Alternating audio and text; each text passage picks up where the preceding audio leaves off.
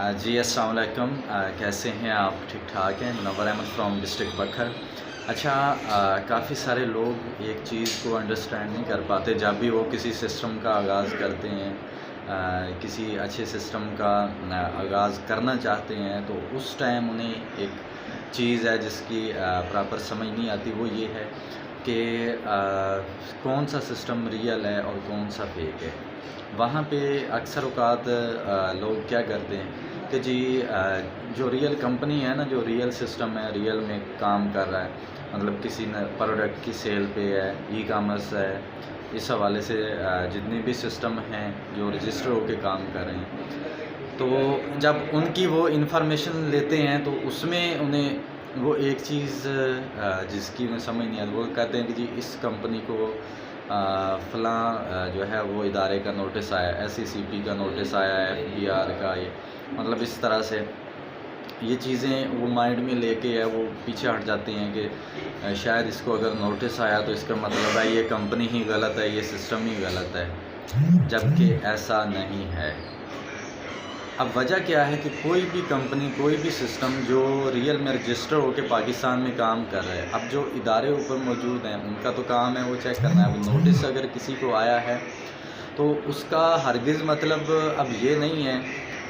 کہ وہ واقعہ میں کمپنی غلط ہے۔ اب فرض کریں آپ ٹھیک ہیں، آپ کے خلاف کوئی بھی تھانے میں جا کے کمپلین درج کروا دیتا ہے کہ فلاں ہے وہ اس طرح کر کے اس نے کوئی اسکیم کیا ہے، غلط کیا، اب آپ کو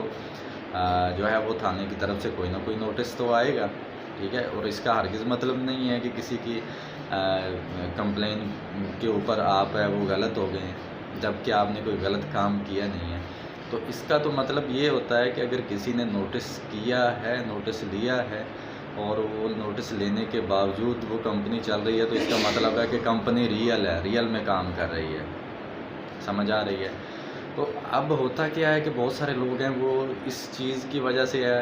ریئل سسٹم کا آغاز نہیں کرتے، اور وہ سائٹیں جو رجسٹرڈ ہی نہیں ہیں، جو پاکستان سے ہے ہی نہیں ہیں، ان میں آغاز کر دیتے ہیں، اور وہ بھی انویسٹمنٹ پلان ROI بیس جو کہ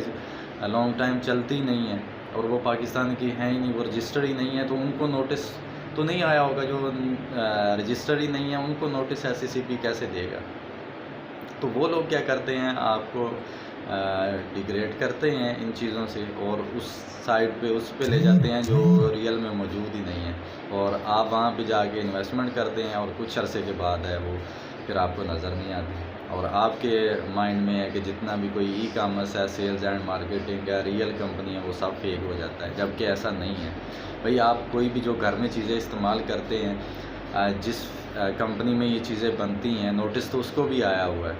تو پھر آپ نے کیا وہ چیزیں استعمال کرنا چھوڑ دی ہیں؟ یہ چیزیں سوچنے والی ہوتی ہے، سرچ کیا کریں، پہلے مکمل سسٹم کا نالج لیا کریں، سیکھا کریں، اس کے بعد آغاز کیا کریں۔